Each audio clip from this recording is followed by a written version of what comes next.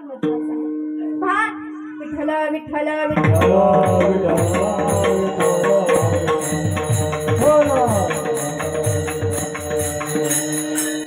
पहा, दिवसाचे किती तास असतात? 12। रात्रीचे असे मिळून 24 झाले। आता 24 विभाजन केलं तर पुन्हा काय होतं? 12 आणि 12 असे दिवसाचे 4 प्रहर आणि 12 त्या ठिकाणी रात्रीचे 4 प्रहर। पहिला प्रहर सुरू होतो तो म्हणजे 6 वाजता। प्रत्येक प्रहर 3 तासाचा असतो। 6 ते 7, 7 ते 8 आणि 8 ते 9। पुन्हा 9 ते 10, 10 ते 11, 11 ते 12 असे दिवसाचे 4 आणि रात्रीचे 4 प्रहर। जे रात्रीचे 4 प्रहर आहे ना, हे महाशिवरात्री दिवशी फार महत्वाचे आहे।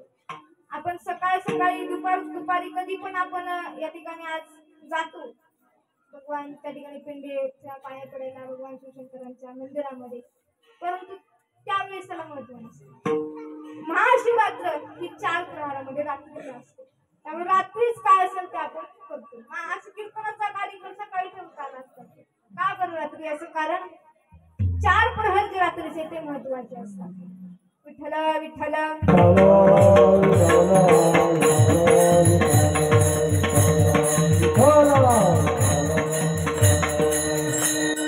आपण गेल्यानंतर मंदिरामध्ये भगवान शिव शंकरांची पूजा कशी करतो? गेल्या आपण काय करतो? दुधाचा अभिषेक, नंतर पाणी ओततो, नंतर काय असेल ते फूल वगैरे त्या ठिकाणी आपण पूजा करतो। ते झालं की भस्म लावायचा निघून अशी पूजा नसते। गेल्यानंतर मंदिरामध्ये गेल्यानंतर जो दक्षिणेकडे पाठ करून बसायचं आणि गेल्यानंतर उजव्या बाजूला गणपती बाप्पाचं स्थान आहे, त्यामुळे पहिलं पाणी त्या ठिकाणी घालायचं। दुसऱ्या डाव्या बाजूला कार्तिक स्वामी म्हणजेच भगवान शंकराचे दुसरे पुत्र त्यांचं स्थान आहे, त्यामुळे ते दुसरं पाणी त्या ठिकाणी घालायचं। तिसरं पाणी ते मध्यभागी घालायचं। याचं कारण भगवान शिवशंकरांची मुलगी अशोक सुंदरी तिचं स्थान आहे, त्यामुळे तिसरं पाणी तिथं घालायचं। चौथं पाणी जी पिंड आहे, ती पिंडीचा गोल आकार जो आहे ना, ती पार्वती माता आहे। निर्गुण निराकार रूपात असलेली ती पार्वती माता आहे, त्यामुळे गोल असं पाणी त्या ठिकाणी घालायचं। ते झाल्यानंतर सगळ्यात शेवटचं पाणी जे आहे त्या पिंडीला घालायचं। ती पिंड म्हणजे निर्गुण निराकार रूपात असलेले श्री महादेव आहेत। अशा प्रकारे आपण पूजा करायची। आणि असं सांगतात आपल्या घरात जर काही दोष असतील, पीडा असेल किंवा कालसर्पदोष असेल, व्यापारामध्ये काही अडचणी येत असतील तर काय करायचं?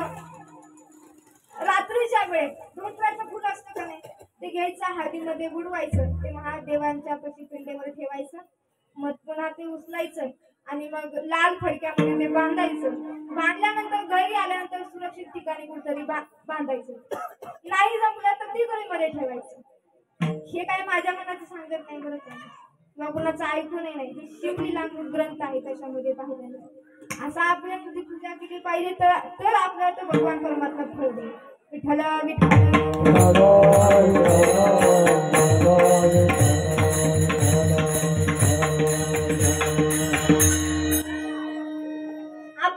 आपल्या जगामध्ये म्हणजे आपल्या महाराष्ट्रामध्ये, आपल्या महाराष्ट्राच्या भूमीमध्ये अनेक देवता आहेत, अनेक त्या ठिकाणी 7 शिवलिंग आहेत। त्यांचं जर आपण स्मरण केलं का नाही, आपल्याला नक्कीच फळप्राप्ती झाल्याशिवाय राहणार नाही, फक्त रोज त्याचं स्मरण केलं तर। परंतु आम्हाला काय झालं, आम्हाला देवच कळला नाही, आम्हाला आमच्यातला देव कळला नाही, आम्ही दुसऱ्यात कधी देव बघणार, आम्हाला तो देव मग कधी कळायचा? हे पहा कसं आहे, देव ओळखायचा ना तर दृष्टी तशी हवी तर आपल्याला तो देव ओळखता येईल।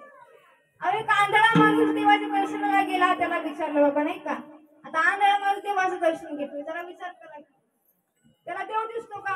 नाही दिसत, पण तो देवाचं दर्शन घ्यायला जातो। आणि मग दुसरा माणूस त्याला विचारतो, काय रे तुला तर देव दिसत नाही, दर्शनाचा काय फायदा आहे? तो म्हणतो, अहो मला आता देव दिसत नाही, पण देवाला तर मी दिसतो ना। दृष्टी नसली तरी चालेल, पण देवाला पाहण्याचा दृष्टिकोन मात्र आपला बदलला पाहिजे। तुकोबराय सांगतात, देव कुठे भरलेला आहे? देव हाय तुझे मंदिर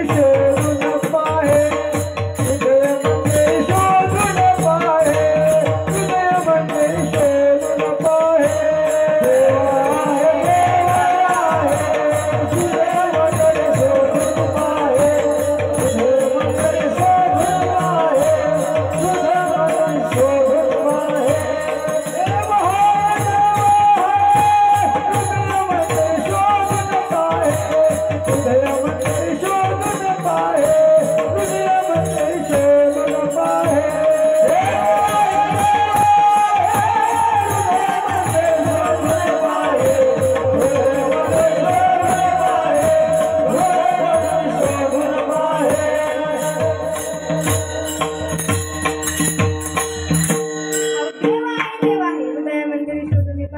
आपल्या आतच येतो फक्त आपल्याला ओळखायला पहा एक गाणं आहे फार सुंदर आहे तान्या बाळाच्या हासऱ्या डोळ्यात जो नाच रंगोनी संतांच्या वेळात जो तुझा माझ्यात भेटेल साऱ्यात तो शोध नाही कुठे या साऱ्यात जो रोज वृंदावनी कोणी जोगा करी तुझा नाता करी वाहतो कावरी गुंतला ना करी मंदिरे रावळी बाप झाला करी राहली माऊली पाव भोळा तिथे पावला तो तिथे पाव नाही तिथे सांग रावल का बघ उघडून तरंगातला देव भावल का बघ उघडून तरंगातला देव भावल का गावल का आपल्याला गावल का नाही गावणार आपली भक्तीमध्ये आपली तेवढी ताकदच नाही तेवढी ताकदच नाही आपल्या भक्तीमध्ये अहो भक्ती करावी ती कोणासारखी ती म्हणजे हनुमंतरायासारखी करावी अहो एवढा हृदयात दाखवलं का नाही अहो ज्या वेळेस त्या ठिकाणी सीता मातेने नवरत्नाचा हात देऊन केला आता ती कथा तुम्हाला माहित असेल दिल्यानंतर त्या ठिकाणी विभीषण बोलू लागले अरे तू काय केलंस एवढं म्हणतोस स्वतःच्या भक्तीमध्ये एवढी ताकद सांगतोस मग तुझ्यात आहे का तुझ्यात राम आहे का असं म्हटल्यानंतर काय करावं त्यांनी आपली छाती फाडून संपूर्ण राम पंचायत त्या ठिकाणी दाखवली आणि सांगू लागले श्रीराम जानकी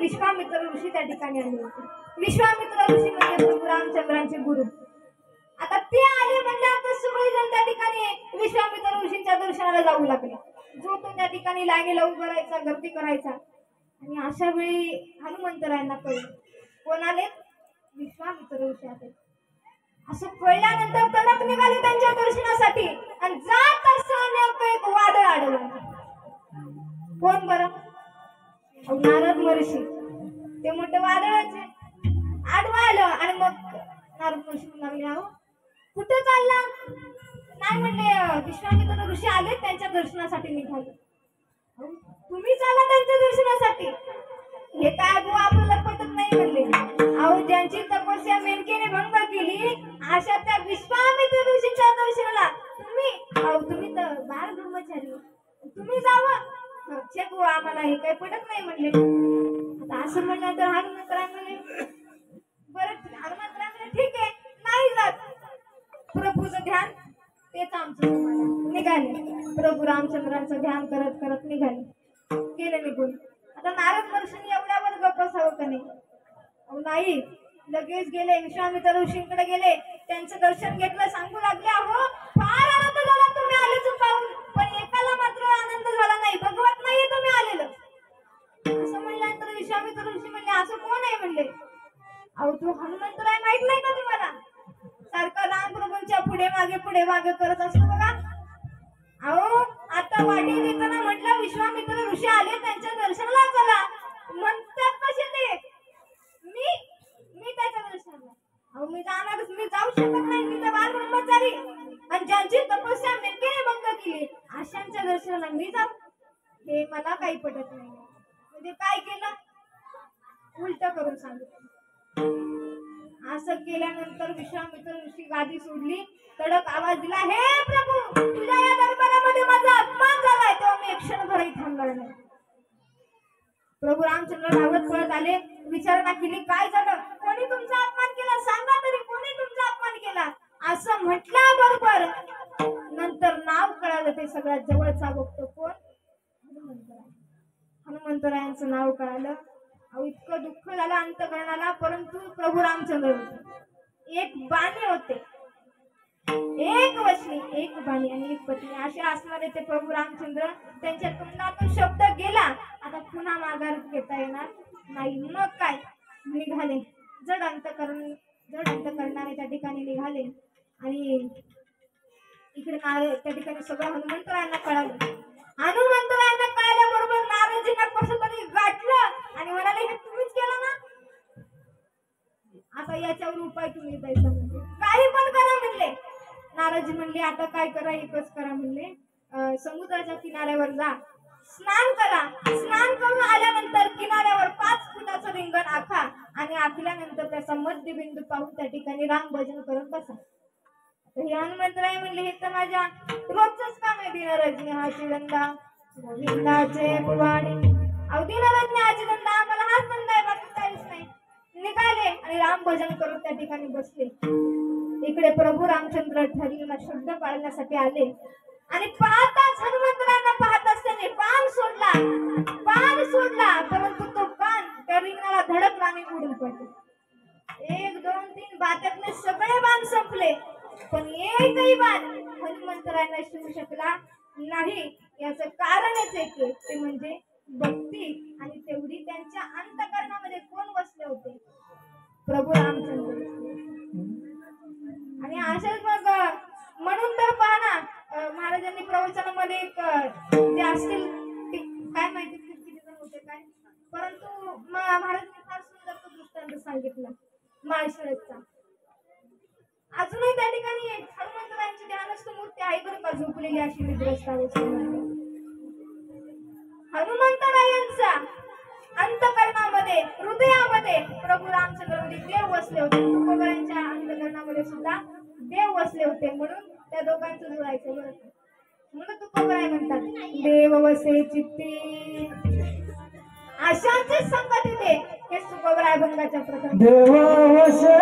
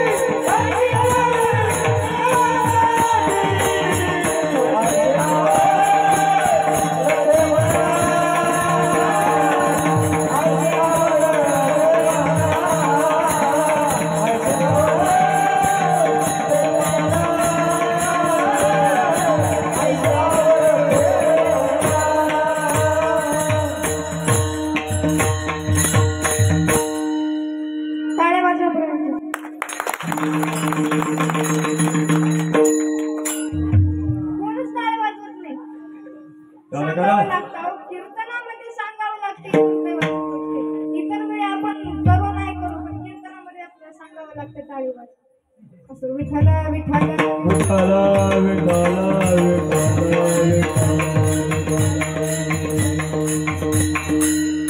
देव वसे चित्ती त्याची घडावी संगती ज्याच्या चित्तामध्ये देव वसलेला आहे संगती. आता या देव वसे चित्ती हे जर आपण पाहिलं तर याच्यावर मला एक संत आठवतात ते म्हणजे भक्त कुर्मदास. कुर्मदास नावाचे संत. कुर्म या शब्दाचा अर्थ होता कुर्म म्हणजे कासव. अहो आपल्याला देवानं नाक डोळे पाय सगळं हाय त्या ठिकाणी दिलेले परंतु तरी आपण नामस्मरण देवाचं करत नाही. दिली इंद्रिय हात पाय कान दिले इंद्रिय हात पाय कान हात पाय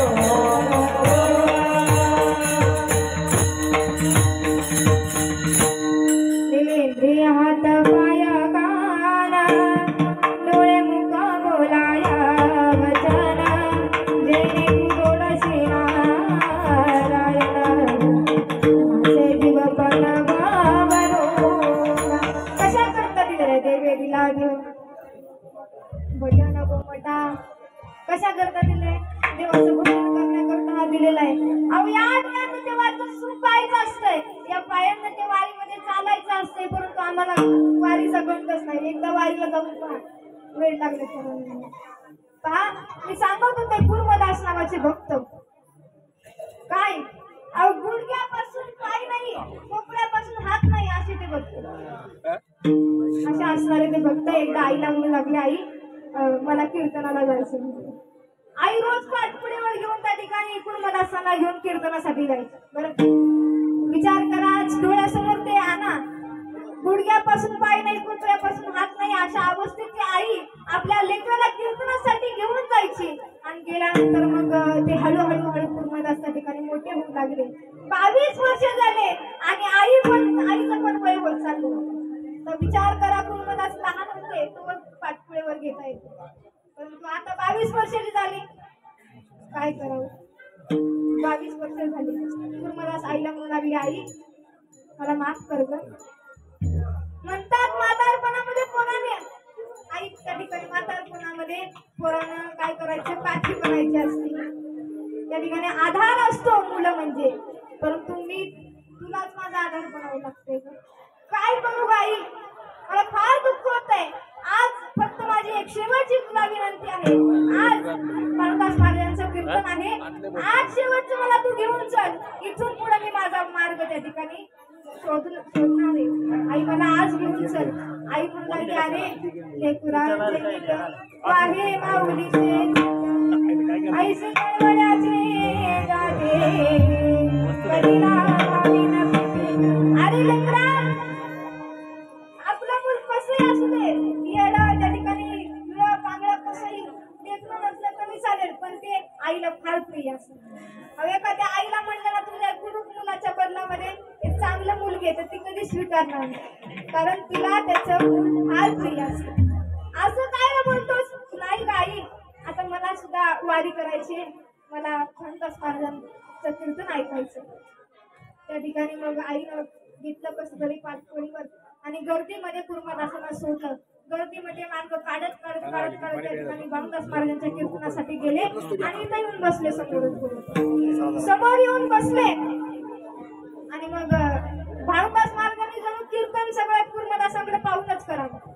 वारीचा महिमा सांगत होते की एकदा त्यांनी वाक्य सांगितलं कीर्तनामध्ये बोलले की एकदा तरी जीवनामध्ये वारी करावी. असं म्हटल्यानंतर या गुरुपदासाच्या त्या ठिकाणी नसा नसा ते घुमू लागलं. त्याला ध्यास लागला वारीचा आणि मग नंतर कीर्तन संपल्यानंतर भामदास महाराज गुरुपदासापाशी गेले. विचारू लागले बाळा आलास काय रे. कधीच माझं कीर्तन चुकवत नाहीस तू. आज कुणी आणलं तुला. आईने आणलं म्हणजे मग ठीक आहे. आता कोण न्यायला येणार आहे का. नाही बाबा मी इथेच थांबणार आहे. होय काय. हो बाबा तुमचं उद्या काल्याचं कीर्तन आहे ना ते करणार आहे. ठीक आहे उद्या काल्याचं कीर्तन कर आणि कीर्तन झाल्यानंतर तू घरी जा कारण आम्ही उद्यापासून त्या ठिकाणी वारीला जाणार आहोत. वारीची सगळ्यांची तयारी चालली. गुरुमदास म्हणू लागले बाबा मला न्याल का वारीला. रामदास महाराज म्हणू लागले अरे तुला कीर्तनामध्ये कीर्तनापर्यंत येण्यासाठी आई पाठपुळीवर घेऊन येते. अख्खी वारी तू कशी करणार. काय बोलता बाबा तुम्ही तर कीर्तनामध्ये सांगितलं ना की एकदा तरी वारी करावी. आमच्या सरकारने करावं तरी काय. बाबा म्हणजे एकच करायचं काय आईचं बाई सोनी करा ऐक चित्त आवडी आनंद. अरे बोला विठ्ठल पहा विठ्ठल करावा विठ्ठल जीव भावे. एवढंच करे गुरुमदासा. नको वारीचा जास्त मी वारीचं सोडून द्या रे. पण तरी गुरुमदास काही ऐके ना हट्टाला पेटले होते. मला वारी करायचीच. शेवटी भामदास महाराज निघून गेले. दुसऱ्या दिवशी काल्याचं कीर्तन भामदास महाराजांचं झालं आणि झाल्यानंतर सगळ्या वारकऱ्यांची त्या ठिकाणी गडबड सुरू होती. जे ते पताका त्या ठिकाणी सगळी गाठोड वगैरे बांधत होते आणि वारीची निघण्याची तयारी सुरू होती. गुरुमदासाने मात्र रात्री चालायला सुरुवात केली होती कारण शेवटी कसे पाय नाही हात नाही. हळू हळू हळू चालत कसं तरी त्यांनी रात्रीच मार्गक्रमण केलं होतं. आणि मग जात जात जात जात असताना वारीमध्ये सगळेच वारकरी असतात असे नसतात बरं का. सगळेच वारकरी असतात असे नाही. आता तुम्ही पुण्यापर्यंत जर पाहिलं ना तर ते फिनोलॅकच्या पिशव्या असतात बघा. ते पिशव्या भरून भरून घेऊन जातात काय काय. म्हणजे सगळेच वारकरी असतात त्यामध्ये असं नाही. म्हणून मग काही अशी होते ना की त्यांना गुरुमदासांना चिडवायचे. म्हणायचे काय रे आम्ही जाऊन पुन्हा परत येऊ तरी तू जायचंस का पंढरपूरला असं म्हणून चिडवायचे त्यांना. आणि मग पण जो निष्ठावान वारकरी होता तो मात्र त्यांची चौकशी करायचा. काय रे जेवलास का तुला चारू का तुला काय खायला देऊ का. तो म्हणायचा नको. विचारपूस केली फार फार बरं वाटलं बघा बस मला काय नको. आणि मग बाकीचा त्रास नको म्हणून गुरुमदासांना अन्न पाणी सोडलं होतं कारण शेवटी घरी असताना आई सगळं करायची पण आता करणार होतं. कसं तरी जात जात जात त्या ठिकाणी बीड गाठलं. बीड गाठल्यानंतर पुन्हा त्या ठिकाणी भामदास महाराजांची भेट झाली. भामदास महाराजांनी पाहिलं आणि बोलू लागले गुरुमदासा शेवटी आलाच ना रे तू. ऐकलंच नाहीस माझं तू. हो बाबा मी ऐकणार नाही. अजून मला तू फार पुढे जायचंय पंढरपूर पर्यंत मी जाणारच म्हणते. अरे काय अवस्था झाली तुझी. अरे नको जाऊस तू इथंच थांब. ऐके ना गुरुमदास. त्या ठिकाणी मग पुन्हा मार्गक्रमण सुरू केलं. मांगसुबा येरमाळा बार्शी असं करत करत मार्गक्रमण केलं. लहुळ गावाला पोहोचले. लहुळ गावामध्ये गेले. आता मात्र त्यांच्यामध्ये त्राणच राहिला नव्हता. पंढरपूरच्या जवळच लहुळ गाव. त्राणच राहिला नव्हता कारण सगळं अंग सोडून निघलं होतं. रक्त वाहत होतं. अक्षरशः अशा भयानक वेदना होत होत्या. तिथे पुन्हा भानुदास महाराजांची भेट झाली आणि मग भानुदास महाराज म्हणू लागले, कुर्मदासा अरे काय केलंस रे तुझ्या स्वतःच, काय करून घेतलंस? काही नाही बाबा, जाऊ दे, एवढी तर इथपर्यंत तरी आलो ना, आता एकच करा. म्हणजे काय करा? भानुदास गीत गात प्रसाद देतो पंढरीनाथ, प्रसाद देतो पंढरीनाथ, प्रसाद देतो पंढरीनाथ. हे भानुदास गीत गात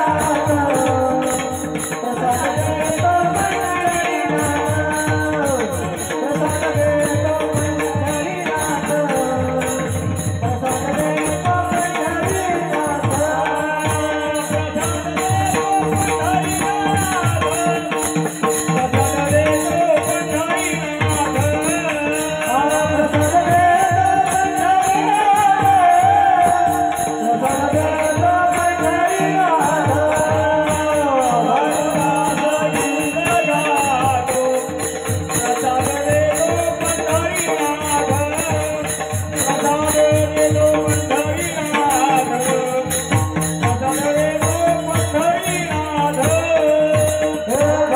पंढरीनाथ,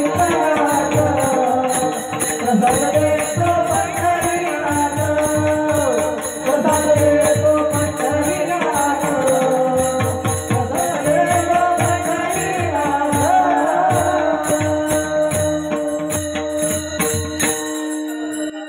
कुर्मदासच्या ठिकाणी भानुदास महाराजांना म्हणू लागले, आता माझ्या अंगामध्ये प्राण राहिला नाही, आता मी काही जाऊ शकत नाही. आता एक करा, तुम्ही पंढरपूरला जाणार ना, 2 नमस्कार सांगा. त्या पांडुरंगाला सांगा, एक नमस्कार तुमचा, एक नमस्कार माझा, दुसरा नमस्कार माझा सांगा. त्याला सांगा की तुझा एक भक्त गडबडा लढत तुझ्यासाठी आला होता, परंतु आता त्याच्या अंगामध्ये प्राण राहिला नाही. त्याला माझा नमस्कार सांगा. एवढा करा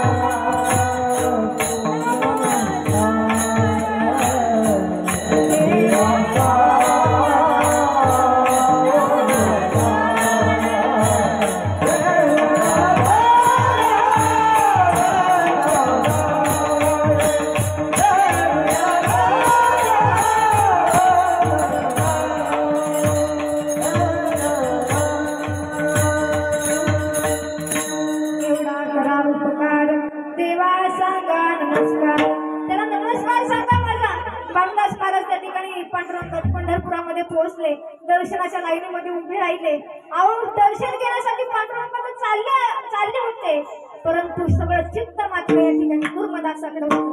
कुर्मदासाचं काय झालं असेल चिंताग्रस्त होते आणि मग पांडुरंगाच्या समोर उभे राहिल्यानंतर त्यांनी मला लागू लागले, तेव्हा काय आले तुझ्यासाठी एक भक्त एवढा त्रास सहन करत आला आणि तू इथंच, अरे तो त्या ठिकाणी वाट बघतोय रे तुझी, तू गेल्याशिवाय तो प्राण सोडणार नाही, तो सुखाने प्राण सोडणार नाही. देवा जा, पहिला जा तू, असं म्हणत देव निघाले. इकडे कुर्मदासाची अवस्था खूप बिकट झाली होती. देवाचा धावा करू लागला, येई गा तुमाय बापा पंढरीचा राया, पंढरीचा राया.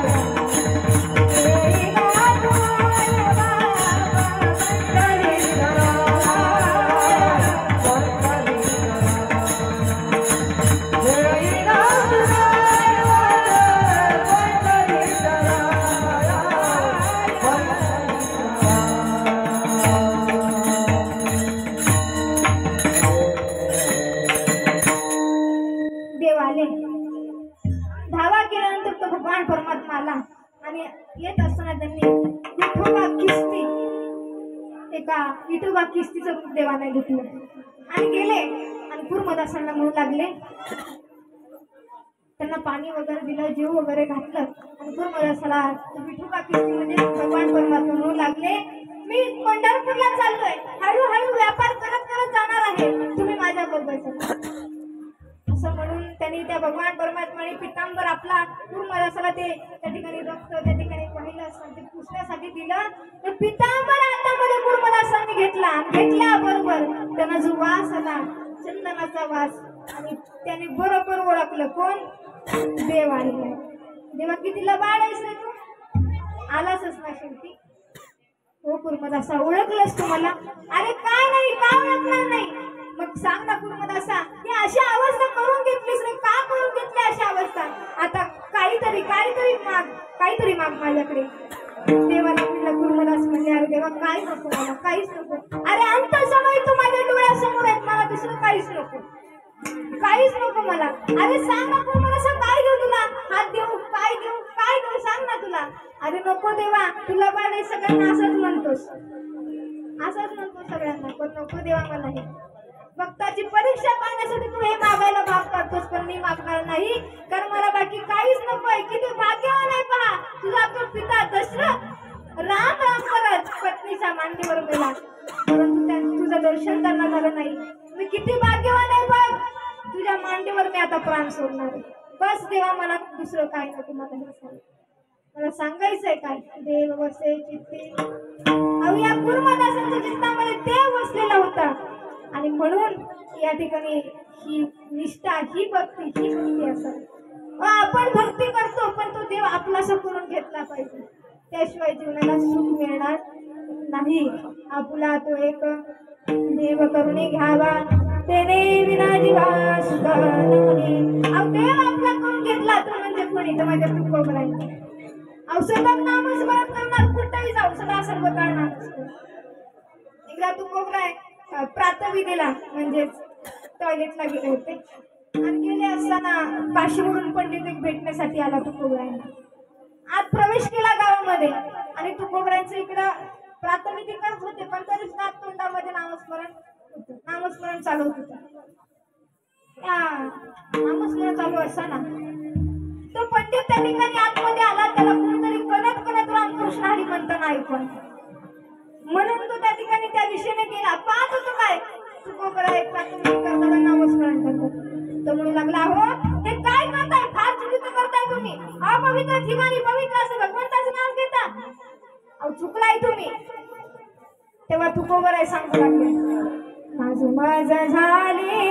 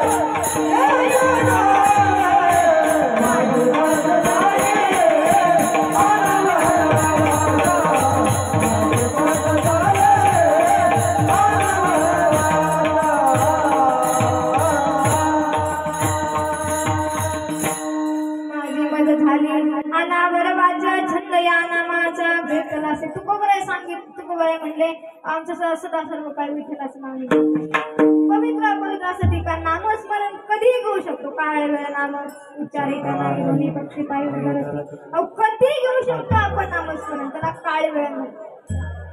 या नामस्मरणामध्ये एवढी ताकद आहे की तारी ऐसे जड उदकावरी तो दगड.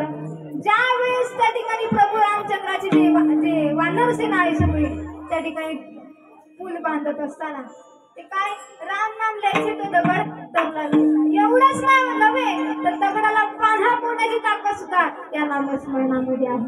नाम तुझे रे नाम तुझे रे नाम तुझे रे नारायण. नाम तुझे रे नाम तुझे रे नाम तुझे रे नारायण. नाम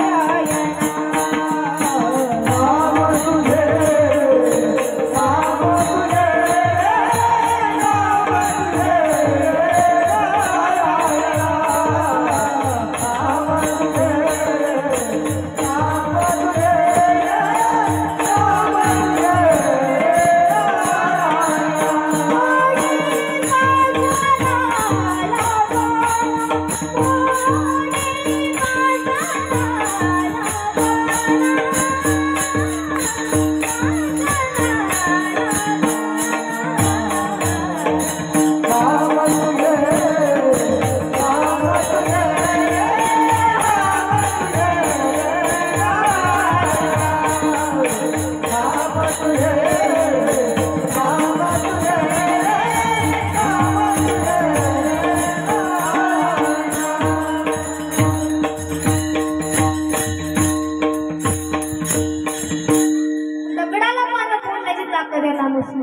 एवढी ताकद या नामस्मरणामध्ये आहे. परंतु आम्ही हे नामस्मरण घेत नाही.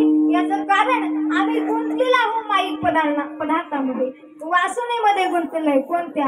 वाढावे संतान, मिळवावे धनधान्य, ल्यावे खावे बरे, असावे सदैव, हेचे हाव करी संसारी. आपलं काय असतं? देवा बायको दे, काय बंगला दे, गाडी दे, पैसा दे, लग्न ठरत नसेल काय म्हणत कसली का असताना पण बायको दे, नाही का? ह्या असली आपली मागणी असतात बरं का. एक जण असंच त्या ठिकाणी मागण्यासाठी कोणाकडे गेला? त्या ठिकाणी हनुमंतरायांकडे गेला. आणि हनुमंतरांना म्हणू लागला, देवा आज किशी उलटत आली आता, पण तरी अजून लग्न होईना, काय करावं देवा, सांग ना तूच आता, काय करावं देवा, बघून दे ना एखादी, कशी पण असू दे पण मला दे. असं म्हणल्यानंतर प्रभू रामचंद्र म्हणले, अरे मूर्खा, हे मला शक्य असतं तर मी एकटा राहिलो असतो का? कधीच करून मोकळा झालो असतो का नाही? तू काय कर, प्रभू रामचंद्राकडे जा. तिथं गेल्यानंतर मग प्रभू रामचंद्रांना त्यांनी विनंती केली. प्रभू रामचंद्रांनी सुंदर अशी देखणी बायको पाहून दिली बरं का त्याला, आणि दिली. परंतु असं झालं, त्या बायकोला फिरायला घेऊन गेला, लग्नानंतर फिरायला घेऊन गेला, आणि गेला तर गेला अनोळखी ठिकाणी घेऊन गेला, आणि गेला ते गेला, तिला हरून आला. परिसर नवीनच होता तिच्यासाठी त्याच्यासाठी, दोघांची ताटात झाली आणि हरवली बायको त्याची. मग काय करावं, 3 दिवस शोध घेतला बिचारानं, आणि घेऊन दमला, आणि पुन्हा आला प्रभू रामचंद्राकडे. म्हणला, देवा अरे तू दिलीस खरं, पण ती हरवली. अरे देव म्हणले, मग आता काय, तेवढी दे की शोधून. अरे मूर्खा म्हणले, हे मला शक्य असतं सीताला सोडण्यासाठी हनुमानजींना कशाला पाठवलं असतं? तू काय कर, हनुमानजीकडे. म्हणजे काय, कुठं काय मागावं हे देखील आपल्याला कळत नाही. विठ्ठल विठ्ठल.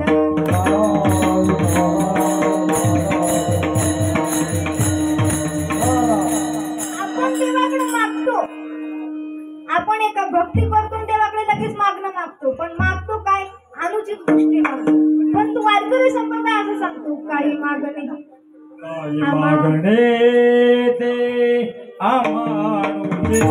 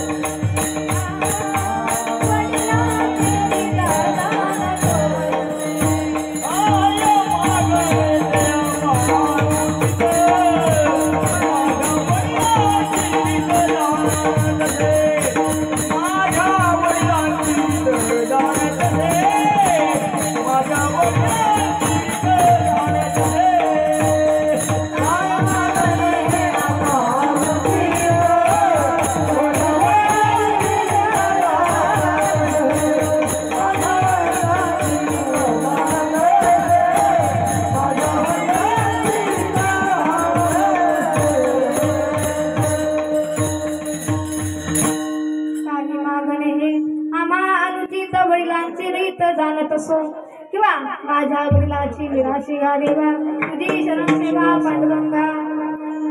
अहो तुकोबरांचे आई वडील गोलोबा आणि कनकाई नियमित वारीला जायचे, पण गेल्यानंतर देवाच्या मुखाकडे पाहायचं नाही. का बरं? देव फार चतुर आहे बरं का. तो काय करतो, त्याच्या मुखाकडे जर पाहिलं तर मागायला भागच पडतो. कधीही पण गेलं ना देवाच्या चरणाकडे पाहायचं आणि चरणावर डोकं ठेवून डोळ्यासमोर त्याचं मुख आणायचं, असं दर्शन घ्यायचं असतं. आणि मग त्यांचे आई वडील वारीला नियमित वारीला जायचे, पण त्यांचा नियम होता गेलं की काही मागायचं नाही, फक्त चरणावर डोकं ठेवायचं, निघून यायचं. असं नेहमीप्रमाणे ठरलं होतं.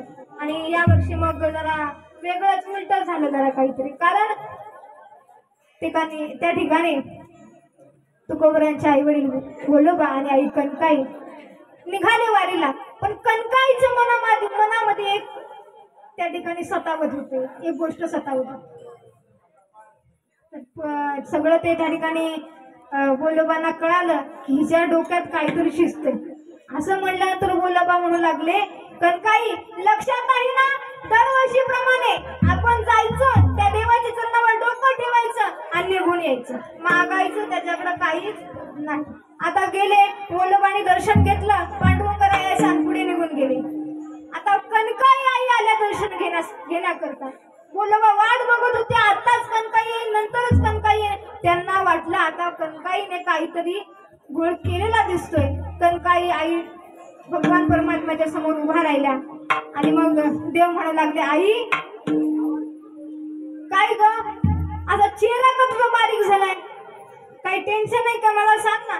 तेव्हा कनकाईच्या डोक्यात लगेच ते शब्द आले की त्यांनी सांगितलं होतं, कोणी, गोलोबांनी सांगितलं होतं देवाकडे काही मागायचं नाही. नाही म्हणले, काहीच नाही. त्या ठिकाणी मग लगेच देव बोलू लागला. देव चतुर आहे, चतुरात्र शिरोमणी. बोलू लागला, अगं आई माझ्याशी खोटं बोलतेस, मी तुझा लेकरू आहे ना ग, मग सांग ना मला. असं म्हटल्याबरोबर मग त्या ठिकाणी कनकाई म्हणून गेली, अरे काय नाही रे देवा, इतकी वर्ष झाली पण अजून लेकरू पदरात नाही, काही नाही, एवढंच मागत नाही बरं मी तुला, मी फक्त सांगते तुला.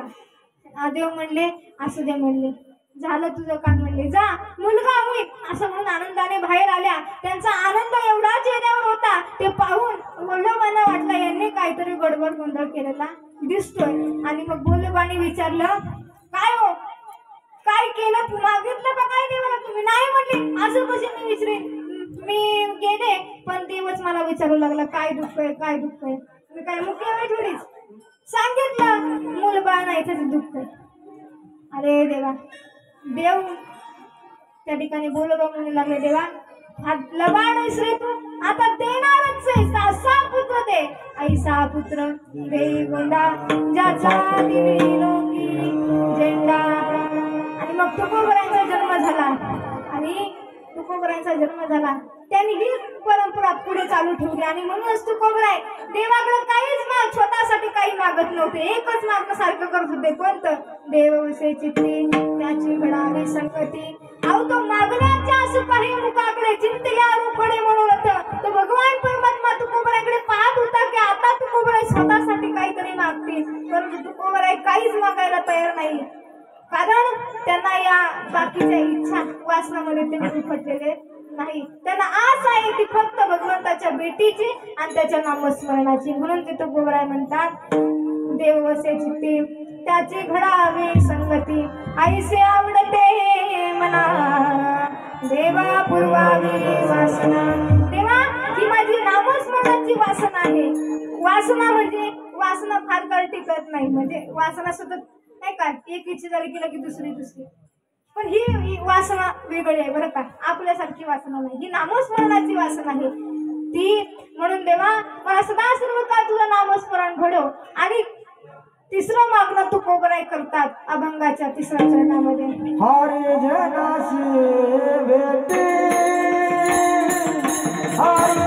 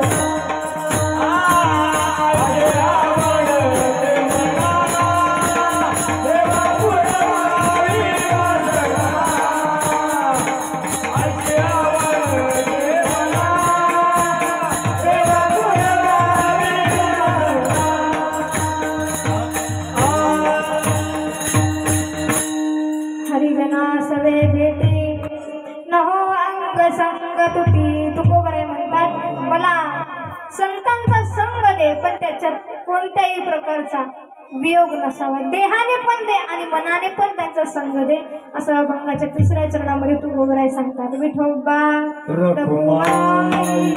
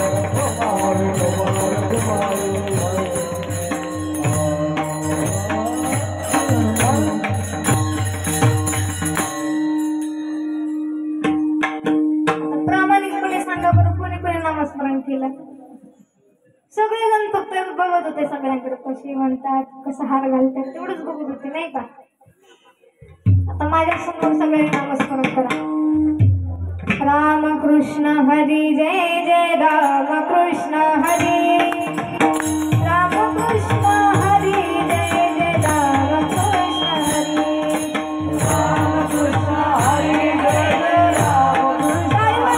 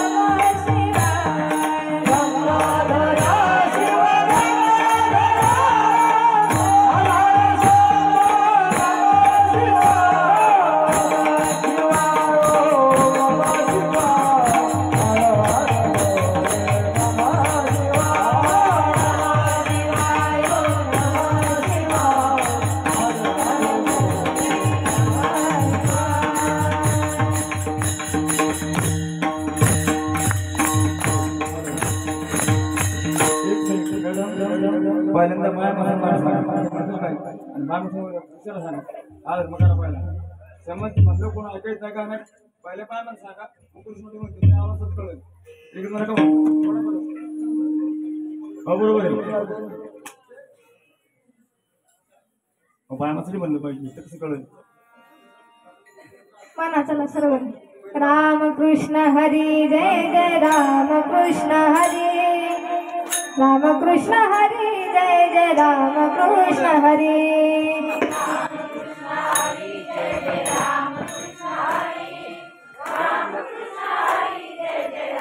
आवाजच येत नाही राम कृष्ण हरी जय जय राम कृष्ण हरी राम कृष्ण हरी जय जय राम कृष्ण हरी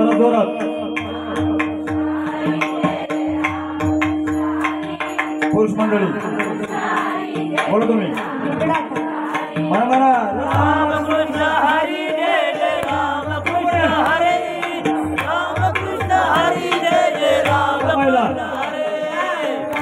कृष्ण हरी जय जय राम कृष्ण हरी राम कृष्ण हरी जय जय राम एकच बोला पुरुष राम कृष्ण हरी जय जय राम कृष्ण हरी राम कृष्ण हरी जय जय राम कृष्ण हरी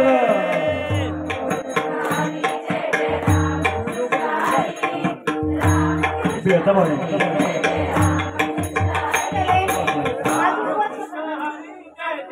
त्यामुळे जरा आवाज कमी येतो वा वा वा तुझ्याकडे बाहेर आज उपवास असल्यामुळे तो जरा आवाज कमी येतो असू द्या विठ्ठल विठ्ठल विठ्ठल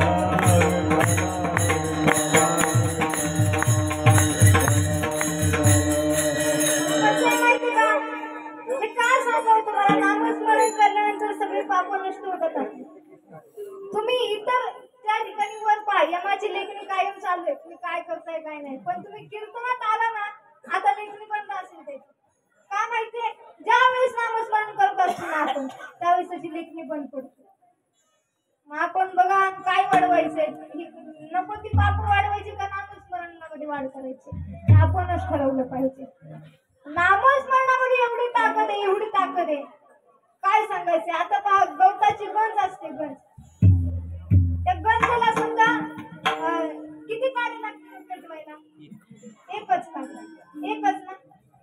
एवढी मोठी गंज ही का काडी कशी पेटते की म्हणजे कसं आहे आपली किती लग्नाची मोठी पाप असू द्या एकदा नामस्मरण घ्या सगळे नष्ट होत वाल्यापुरी पातकी म्हणली त्याने राम नामे वाजविली टाळी नाम घेता झाली त्यांच्या पातकाची ओळी अहो काय झालं वाल्यचे झाले एवढं स्वर्गीच्या वर इच्छित आले तेव्हा मृत्यू लोकी व्हावा जन्म कशासाठी या ठिकाणी हरिकथा सारखी स्वर्गाच्या आमरांना वाटतं की या ठिकाणी यावं आपल्याला एवढं सुंदर हे सगळं देवाने जन्म दिलाय मानवाचा कशा करता दिलाय भजना करता मग आपण केलं पाहिजे नामस्मरण आपली निष्ठा हवी तशी अहो हनुमंतरायांकडे पहा त्यांचं सतत नामस्मरण चालू असायचं सतत काही होते अहो एकदा तर सगळ्यांनी मिळून ठरवलं म्हणले हनुमंतरायला त्या ठिकाणी प्रभू रामचंद्राची सेवाच करून द्यायची नाही मग काय केलं सगळ्यांची कमिटी अशी झाली एकत्र आले आणि मग प्रभूंना सांगितलं आम्ही तुमचं हे तुमचं हे काम करणार ते तुमचं ते काम करणार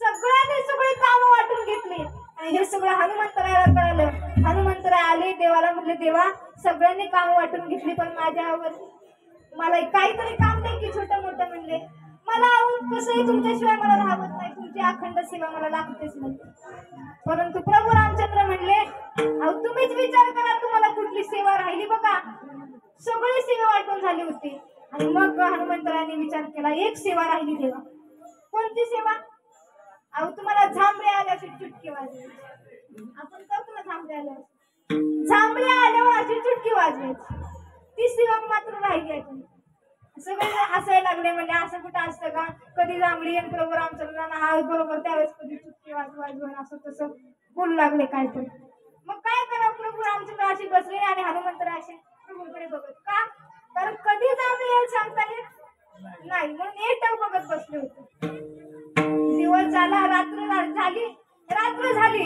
पण तरी काही प्रभू रामचंद्रांना अजूनपर्यंत झांबळीची हे सगळे लागले हसायला.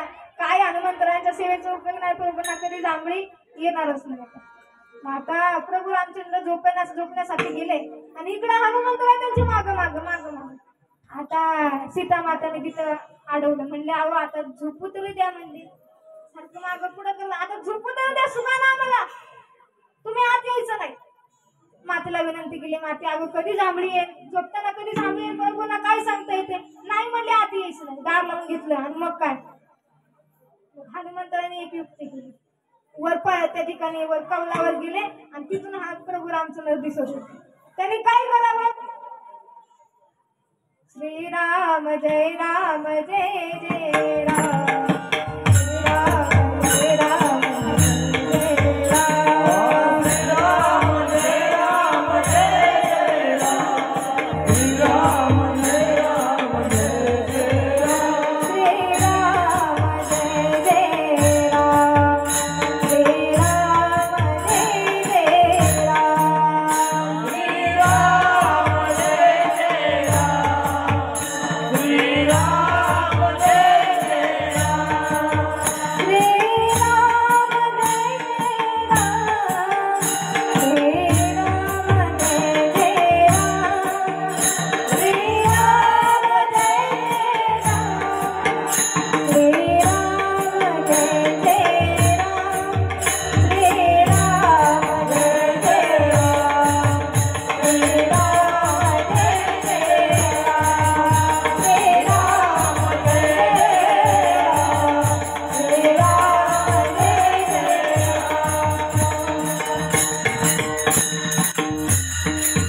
काय करायचं, माझी चुटकी नाही, चुटकी वाजवत राहायचं. मग आता कधी पण जांभळी उद्या प्रभू ही चालूच राहणार. श्रीराम जय जय राम, श्रीराम जय जय राम. आता हे असं वर हनुमान त्या ठिकाणी प्रभू रामचंद्र खाली झोपलेले, वर पाहतो तू काय हे ध्यानवर बसलेले. आणि मग काय त्याच्याकडे पाहून प्रभू रामचंद्राचा असा आज झाला बंदच होईल. सगळे त्या ठिकाणी वैद्य आले, सगळं काही करून पाहिलं, सगळेजण चिंताग्रस्त होते. प्रभूंचा आता मिटेना. तेवढ्यात मग नारद महर्षी आले. ते म्हणले अहो तेवढंच ध्यान आहे ना त्याला थांबवा पहिले. म्हणजे तेव्हा ना त्या ठिकाणी हा त्यांचा मिटल म्हणजे. आणि मग काय कसं तरी हनुमंतरांना थांबवलं आणि मग कळलं हनुमंतरांच्या भक्तीमध्ये काय ताकद, सगळ्यांना कळलं. म्हणजे पहा आपल्यामध्ये एवढी देवाविषयी आस निर्माण झाली पाहिजे, मग तो भगवान परमात्मा एक ना एक दिवस दर्शन देईल आपल्याला. पण त्यासाठी आपल्याला काय केलं पाहिजे, संत संग केला पाहिजे. कारण संत संगतीशिवाय आपल्या जीवनाला अर्थ तुका म्हणे जिने भले संत संघर्षणे. कारण संतांचं एवढं महत्व आहे, एवढं महत्व आहे. संत संगतीचे काय सांगू,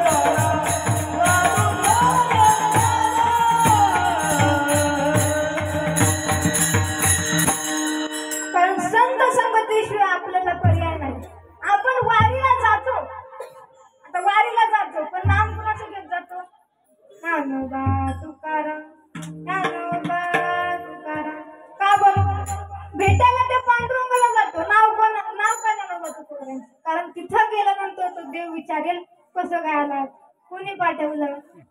मग ते सांगण्याकरता ज्ञानोबा तुकाराम, ज्ञानोबा तुकोबाने आम्हाला हा मार्ग सांगितला म्हणून आम्ही तुझ्यापर्यंत आलोय. म्हणजे देवाची थेट भेट घडून देणारे कोण नसतील तर ते म्हणजे संत आहेत. आता संतांविषयी बोलण्यासाठी भरपूर भरपूर काही, परंतु आता वाजलेत पाहुणे मला. 15 मिनिटं घेऊ का? नाही, नको नको. विठ्ठल विठ्ठल विठ्ठल.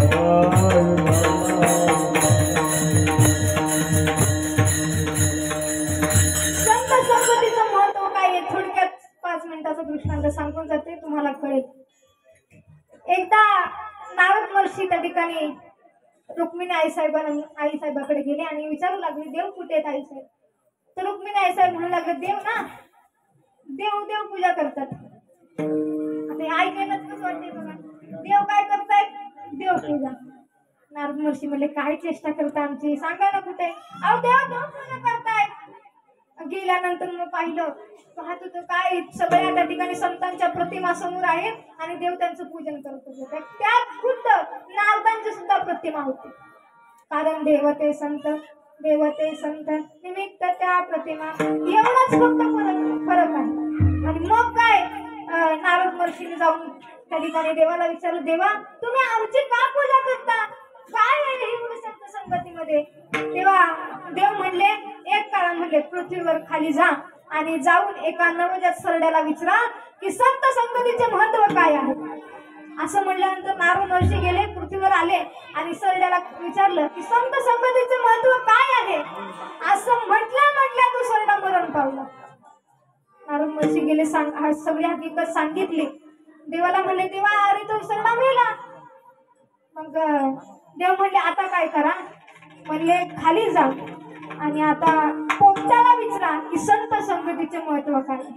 खाली गेले, विचारलं पोपटाला संत संगतीचे महत्व काय. असं म्हटल्याबरोबर तो पोपटही मेला. पुन्हा वर गेले आणि मग विचारलं, तेव्हा अरे काय तू पोपटही मेला. आता एक करा म्हणजे खाली जाऊन सापाला विचार संत संगती. सापाला विचारलं, सापही मेला. मग वर गेले, थकले नारद म्हणले, देवा बासले आता. देवा काय परीक्षा बघतो? काय नाही, आता नारदजी शेवटचं करा म्हणले. आता जा आणि त्या ठिकाणी एका राजाला 10 वर्षाने राजपुत्र झालेला आहे, त्याला जाऊन विचारा की संत संगतीचं महत्व काय. तर नारदजी म्हणले, देवा ते मुक जनावर होतं म्हणून बिनबोबाट सगळं प्रकरण मिटलं. तरी आता जर काय या ठिकाणी तो पुत्र मेला तर माझं तर राजा काही ठेवणार नाही. एक तर 10 वर्षाने निघून झालं. नाही माझा विश्वास नाही तुमचा, जा म्हणले शेवटचे. गेले त्या राजपुत्राला विचारलं, संत संगतीचे महत्व काय. असं म्हटल्याबरोबर तो राजपुत्र बोलू लागला, अहो नारदजी मी मागच्या जन्मामध्ये मी कोण होतो? सरडा होतो. पण तुमचं दर्शन झालं आणि त्या योनीतून मुक्तता मिळाली. पुढे मी पोपट म्हणून जन्माला आलो, तिथेही तुमचं दर्शन झालं, त्या योनीतून मुक्तता मिळाली. आणि मग पुढे मी सापाचा जन्म मला मिळाला, तुमचं दर्शन झालं, त्याही योनीतून मुक्त झालो. आणि मग आता लाभ बघा तुमच्या दर्शनाचा काय आहे. आज राजपुत्र म्हणून मी जन्माला आलो. म्हणजे संतांच्या नुसार दर्शनाने आपला एवढा फायदा होऊ शकतो. संत संगती केल्यानंतर देव भेटल्याशिवाय राहणार नाही. विठ्ठल विठ्ठल विठ्ठल.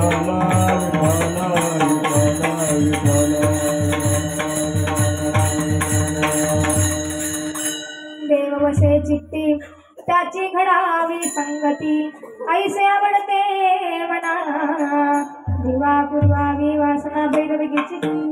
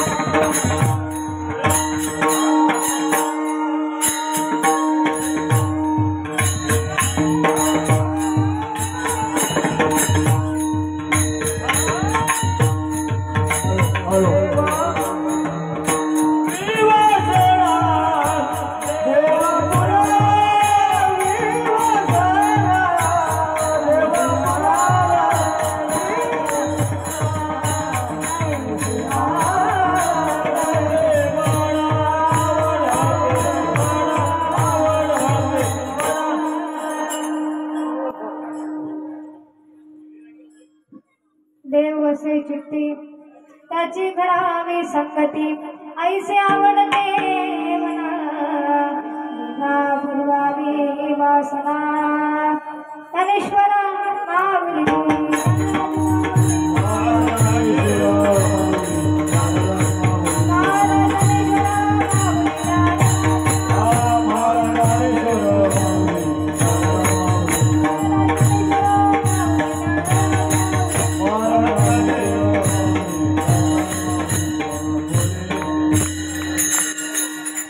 तैसे केले कट कट वापुरी कानिट देवताने याने आणि या ठिकाणी सेवा करण्याचा प्रयत्न केला.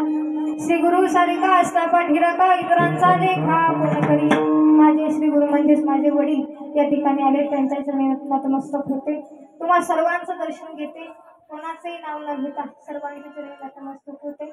मृदंगवादक असो, सौर टाळकरी, गायनाचार्य, वारकरी सगळेजण या ठिकाणी पेटीवादक बाबा आहेत, त्यांचंही दर्शन घेते. आणि तर नाभाग्यवंत नते हरिकीर्तनात असे असणारे 2 चोपदार आहेत, त्यांच्या चरणी नतमस्तक होते. विनयकरी बाबा आहेत, सर्वांच्या चरणी नतमस्तक होऊन आज ज्यांच्यामुळे मला ही सेवा मिळाली ते भाऊ बांदल आणि काका महाराज बांदल महाराज, त्यांचं प्रवचन सेवा झाली, त्यांच्या चरणी नतमस्तक होते. नारायण असते सर्वच माझे नाव माहीत नाही लिहिलं होते आणि या ठिकाणी सेवेला पूर्ण विराम. तुकाराम तुकाराम